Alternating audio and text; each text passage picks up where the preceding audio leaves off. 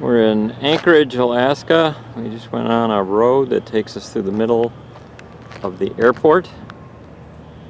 And we noticed a plane taking off about every 30 seconds at times, one right after the other. And this apparently is the parking lot for small aircraft. It just goes on and on and on. They get way down there.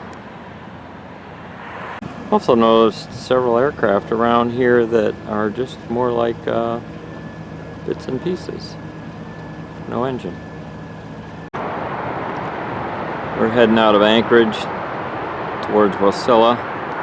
Notice the lake out here is a little different than Michigan. They have a couple of seaplanes, kind of like we have boats.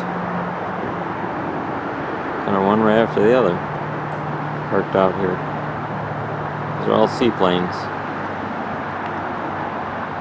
And of course, more mountains in the background.